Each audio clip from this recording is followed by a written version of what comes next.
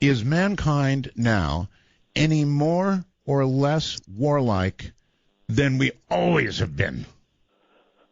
I actually think that we are much more warlike than we've always been. I think it's getting worse and worse. Yes. Because the same atavistic, primitive urges that led to those bloody medieval wars with swords and spears are still at play. We still haven't grown up.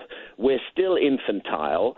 And we are now equipped with really dangerous toys, yes, which can cause absolute havoc and chaos in the world. Actually, never mind a comet.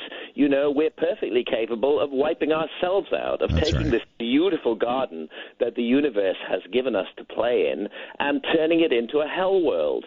And we're in the process of doing that. And I can't help feeling that there are powers at work which are manipulating us to think in this way, which are pressing those primitive buttons in our deep reptilian brain, and not allowing us to begin to think clearly and openly. If we thought clearly and openly, we wouldn't have a single nuclear weapon on this planet.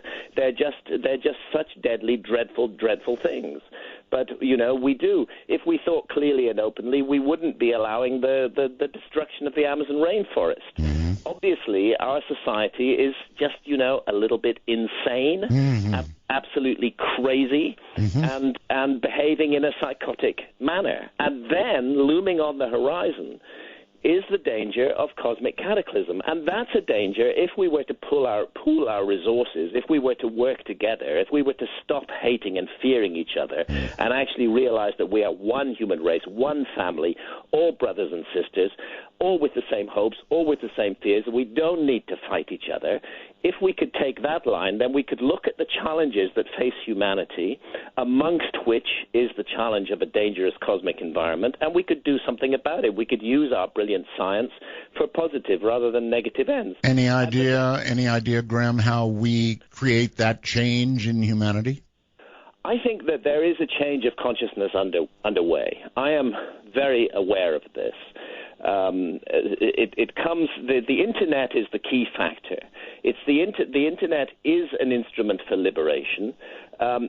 Dark forces are seeking to control it and to limit its liberating powers. But what the internet is doing is it's joining people all around the world into communities of ideas, not communities based on skin color or the religious belief that we happen to have been born with or of our ethnic roots.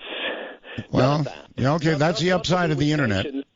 But to do with the communication of ideas. Now, I realize lots of negative things are happening on the internet as well, but this ability for people all around the world to communicate with one another instantly, to share ideas, and to expand those ideas is a great instrument for awakening. And I see that awakening taking place all around the world, and I see it particularly in the youth. It's small still. It's a small flickering flame, but it's growing.